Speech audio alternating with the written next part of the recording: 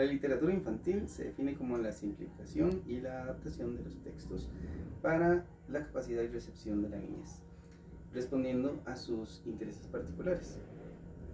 Su importancia radica en que, además de ser un instrumento para la alfabetización, también es una herramienta para que la población infantil se afirme como lectores críticos, desarrollen su imaginación, su capacidad de pensar, dominen las formas del lenguaje. Además, permite que los infantes adquieran valores, reconozcan su mundo que les rodea a través de la sensibilidad artística. De acuerdo a las nuevas teorías, hay 4 dimensiones de lectura. La primera dimensión es la dimensión material. Esta se considera el libro como objeto, donde aspectos como la portada, el grosor del papel, las ilustraciones influyen en la experiencia lectora.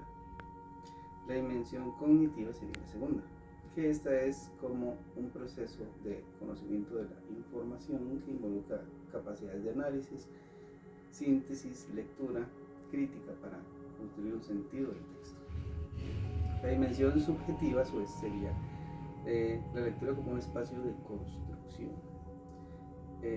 Aquí se construye la identidad propia, donde la persona se apropia de los textos y analiza sus propios deseos, sus angustias, entre las líneas que va leyendo. Dimensión sociocultural sería entonces la que tiene una trama de significaciones públicas, exteriores a la persona que está leyendo. La comprensión está ligada a matices culturales y conocer contextos específicos. Esta actúa como clave para interpretar la realidad. Un ejemplo de la articulación sería una actividad como un rincón de lectura. Esto permite que las personas estudiantes manipulen los libros con diferentes texturas, que tengan diferentes ilustraciones, y esto hace que se trabaje la dimensión material. Cuando la persona docente guía una prelectura mediante predicciones y luego una postlectura para esquematizar lo leído, se activa la dimensión cognitiva. Y luego cuando el grupo, como se pone a discutir el cuento, se ponen a hablar de sus vidas y a insertar esta dimensión sociocultural. Finalmente, si se le pide recrear o compartir la parte que más les gustó o la que menos les gustó, ahí se basan en sus sentimientos y se forma una dimensión subjetiva. La historia de la literatura infantil, particularmente en Costa Rica, ha tenido un tira y afloje muy grande entre la instrucción y el arte. Por ejemplo, en el siglo XIX se predominó el afán de que fuera didáctico y moralizante sobre el estético, más importante que el estético. Y estos libros buscaban la luz del conocimiento. Y aquí tenemos un autor, por ejemplo, como Rafael Francisco Cejo, que escribió Breves lecciones de aritmética en 1830. Esto presentaba ideales de instrucción escolar. Para el periodo de 1920 a 1975 se produjo una ruptura en la publicación de obras que privilegiaban la emoción, el juego, la fantasía. Y aquí tenemos una autora como Carmen Lira, que escribió los cuentos de Tía Panchita en 1920. La obra busca hacer reír, hacer soñar, más que solo instruir. La segunda mitad del siglo XX se incorporan temas más transgresores, como la guerra, el divorcio, la muerte y realidades más urbanas.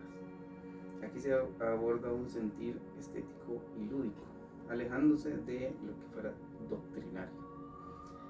Tenemos como ejemplo la obra de Lara Ríos, Pantalones Cortos, de 1983. Este fue un escrito con una perspectiva infantil y comprometida al humor y a la travesura. En el siglo XXI se ha enriquecido con nuevas editoriales, propuestas gráficas y con más libertad, y aún persisten tensiones entre el propósito academista y la libertad creativa. Pero tenemos a un autor como Byron Espinosa, que con su obra Poética de Edición Lúdica tiene un ejemplo muy bueno de esto. La evolución de la literatura infantil ha provocado que evolucione de una manera como un instrumento de instrucción, como los catequismos y los silabarios, a ser reconocido como un objeto artístico y cultural. El concepto ha pasado de un enfoque mecanizado de habilidades a una visión lectura como propósito interactivo, donde la persona estudiante tiene un rol creativo.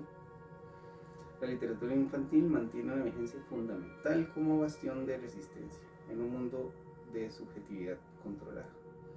En la actualidad, su relevancia no reside en la obligación, sino en la capacidad de generar un gusto genuino por leer, lo que permite que la persona se emancipe y construya su propio mundo en un enfoque que prioriza lo útil de lo placentero. Esta persona ya empieza a disfrutar más de la lectura.